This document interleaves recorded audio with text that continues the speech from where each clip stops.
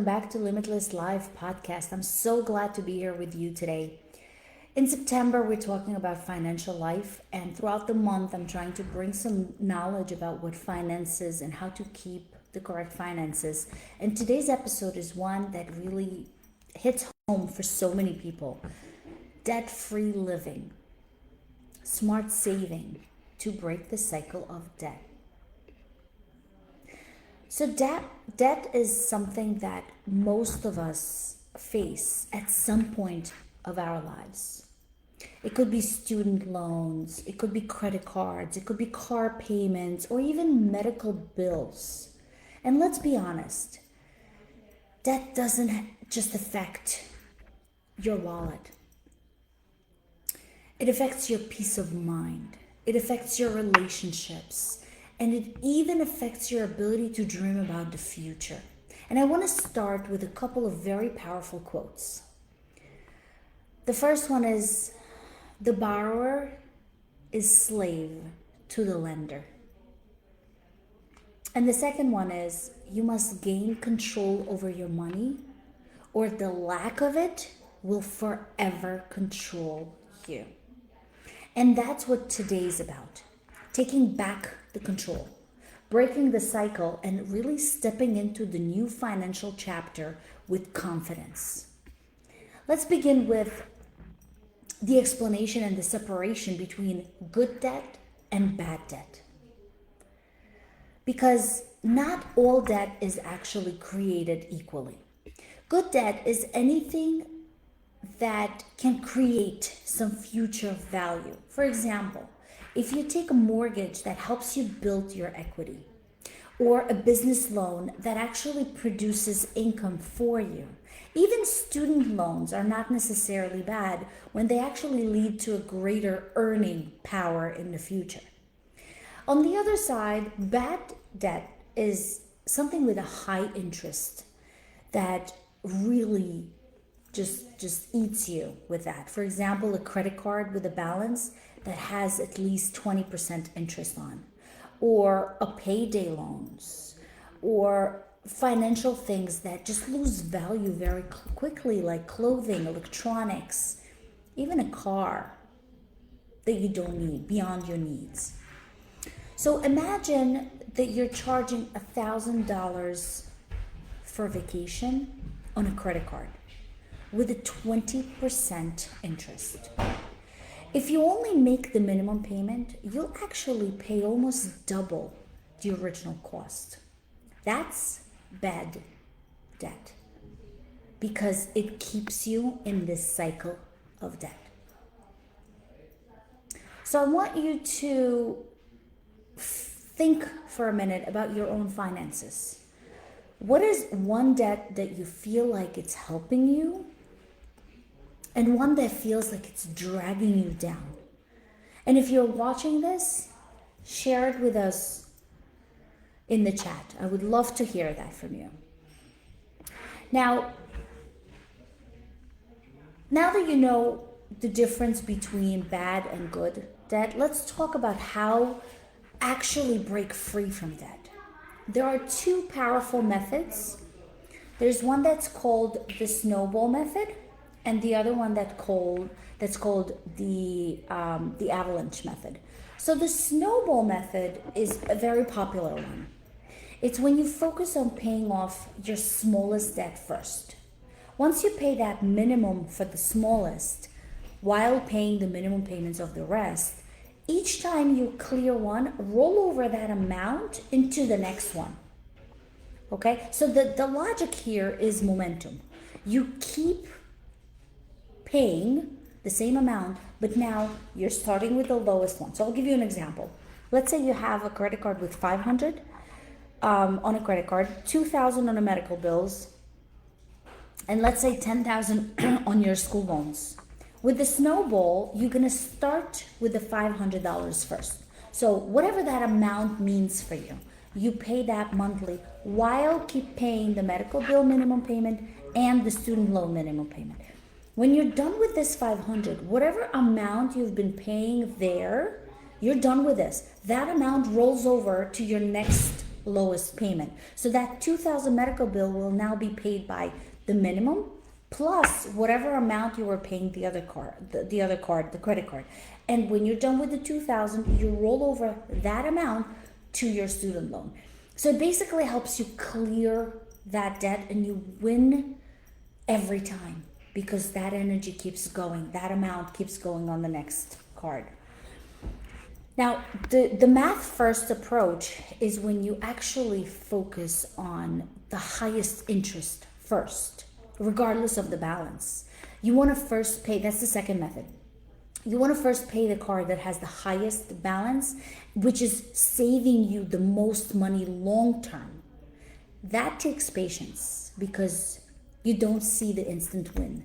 So, and I'll explain that. Let's say you have a credit card with 20% interest and your student loan is 5% interest. That Avalanche says, that method, that you're going to attack the credit card first, even though it might be a larger balance. Because what it does, that 20% over a longer time frame is actually taking a lot more of your money. So let me ask you, what do you feel more comfortable doing, the Snowball method, or do you want to do the Avalanche method? Which one would work better for you? Drop in the chat. It's very interesting to know what you guys think.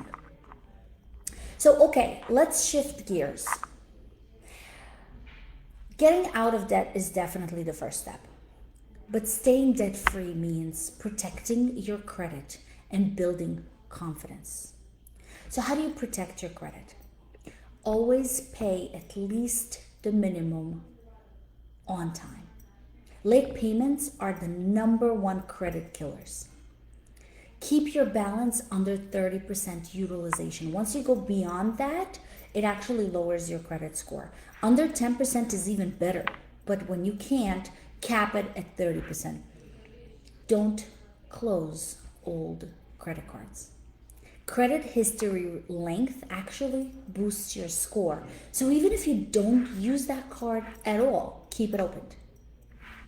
According to the FICO, the financial credit score, 35% of your score is just based on whether you pay on time. That means even one late payment can drop you by 100 points on your credit score, and that is huge. The second important concept, aside from staying debt-free, is really building confidence. Start with an emergency fund, and we talked about this before. This is your reserve, 3 to 6 months of expenses. Use debit or cash every time you spend money instead of using your credit. And that basically keeps you in check. If you don't have that money, don't buy. Try not to use your credit card if you can, and celebrate every debt that you eliminate. It's so important to stay debt-free if you want a good financial credit report. Protecting it just means you're going to have a lower interest rate. It's going to be easier for you to get loans. You're going to have even better job opportunities with your credit score. So here's your challenge this week. What is one action that you can take today to protect your credit? Maybe it's paying down the balance. Maybe it's lowering your utilization and what you use. Or maybe just setting up auto pay so you don't forget to pay on time. Now, staying debt-free is so important. When you break this cycle, it also means staying out of debt. It's really keeping you accountable. And I'm going to give you some practices to keep your freedom. So first of all, live below your means, not at your means. Live below your means. Try not to spend if you don't really need that. Budget with freedom, not with restrictions. Spend on what matters most. Create a fund for yourself for big expenses. Create a fund for vacation. Create a fund for holidays. Create a fund for car repair. Create those funds so you have money when you need that for emergency. And surround yourself with financially wise people. Remember, Jim Rohn always says, you are the average 5 people that you spend most of your time with. So if you have friends debt-free, the odds are that you will be debt free as well. So I want to wrap this up today with just reminding you that good debt is really building your future. Bad debt drains you. And the snowball method really fuels motivation, while the avalanche just saves you money overall. Protect your credit, build financial confidence, and create a system to stay debt free. Becoming debt free is not just about numbers, it's about peace of mind, it's about freedom, and really, it's about a choice. When you are not weighing yourself down by debt, you can actually say yes to opportunities. You can give generously, and you can design a life in your terms.